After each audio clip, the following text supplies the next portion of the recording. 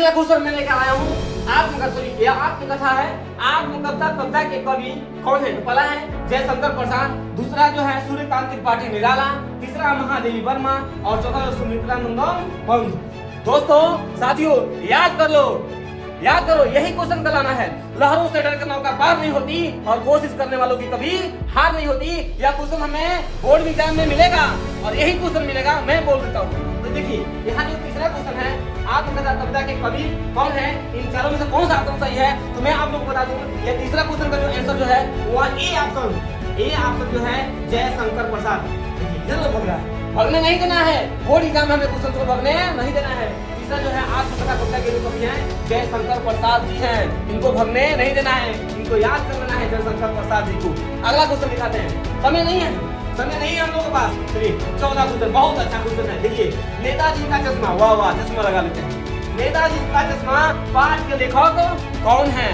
नेताजी का जो चश्मा पाठ है उसके लेखक कौन है? देखिए आप तो आपको खुद पढ़िए, मैं आंसर बताता हूँ। आप तो ना पढ़िए, मैं अभी ऑप्शन पढ़ूंगा तो समय ज्यादा लगेगा, उसमें ज्यादा वीडियो जो है बड़ा हो जाएगा। आपको मैं डायरेक्ट आंसर बताऊँ, इसका जो आंसर जो होगा वो होगा स्वयं प्रकाश। क्या होगा? स्वयं प्रकाश। क्या होगा? स्वयं प्रकाश। यह आपको बिल्कुल सही है। अब देखकर तो अगला क्वेश्चन देखते हैं, 5वां क्वेश्चन देख लीजिए भैया, बिल्कुल मलाई मार क्वेश्चन है, बहुत ही अच्छा क्वेश्चन। देखिए क्या कर रहा है, माँ गोविंद भगत पाठ किस विधा में लिखा गया है? यहाँ आपको दिखाई दे रहा है, यहाँ आपको देखिए, टिक को मत दीजिएगा, ये टिक को बिल्कुल नहीं करना है। ये वन क्या है? ये वन किस अलग क्या है, इसको नहीं ध्यान देना है। इसका जो ऑप्शन होगा वो क्या होगा? इसका ऑप्शन होगा सी। क्या होगा? सी। अगला क्वेश्चन देखते हैं, अगला क्वेश्चन देखते हैं, बहुत ही अच्छा।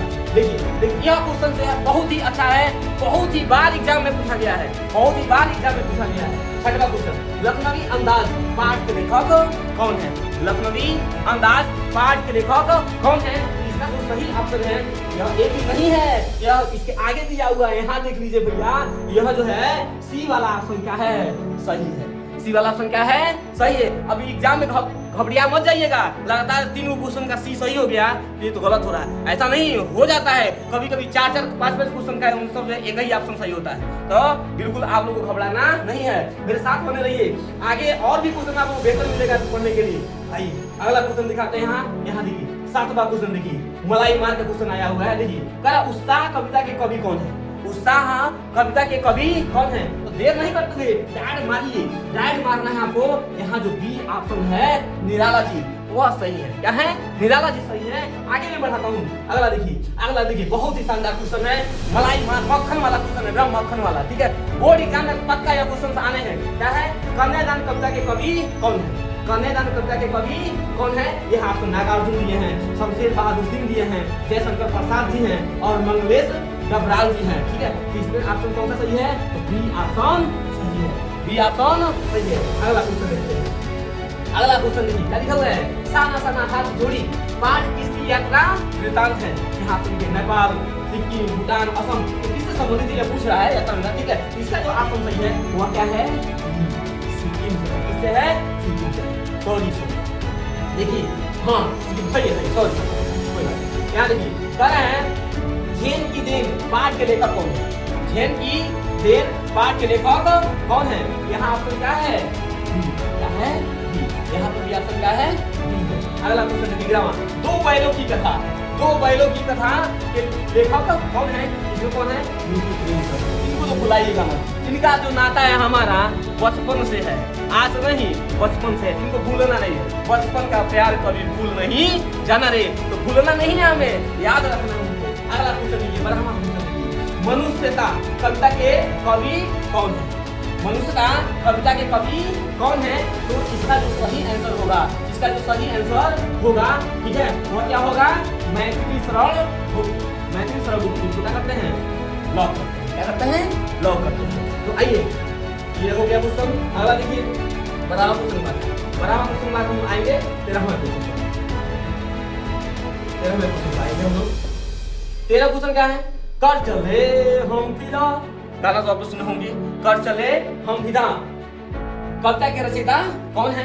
तो इसमें कौन है? पहले है प्रदीप, दूसरा है रामधारी सिंह दिनकर, तीसरा हरिवंश राय बच्चन और चौथा अटल बिहारी वाजपेयी जी। इसमें से कौन है भैया? इसमें से कौन है भैया? इसमें से पहला जो ऑप्शन है वो क्या है? बिल्कुल सही है, बिल्कुल सही है। अब आते हैं अब आते हैं 14वें क्वेश्चन पर। 14वें क्वेश्चन आते हैं। 14 क्वेश्चन क्या है? बिहारी किस काल के कवि थे? बिहारी किस काल के कवि थे? ठीक है, अब देखिए आदिकाल, भक्तिकाल, द्वितीयकाल, आधुनिक काल, ये 4 ऑप्शन आपको दिया हुआ है। बिल्कुल ये क्वेश्चन आपको पूछेगा बोर्ड एग्जाम में, आपको याद करके जाना है, याद करके जाना है। इसका जो सही ऑप्शन है वो क्या है? क्या है? सी है, तीसरा ऑप्शन सही है। ठीक है, अगला दिया हुआ है 15वां, तंतवारा वामिलो कथा किस राज्य की लोक कथा है? तंतवारा वामिलो कथा किस राज्य की लोक कथा है? यह है क्या? अंडमान निकोबार, अंडमान निकोबार का है। ठीक है, और 16वां क्वेश्चन है।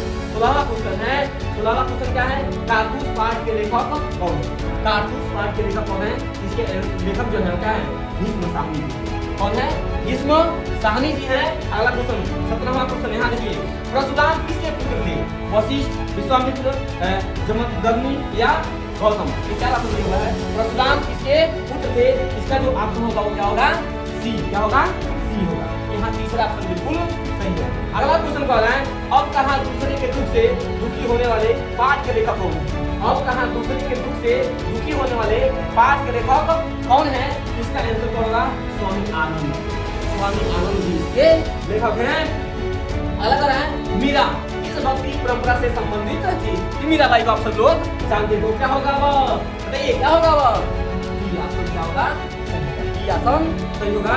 और इस वीडियो का सबसे अंतिम क्वेश्चन वह क्या है?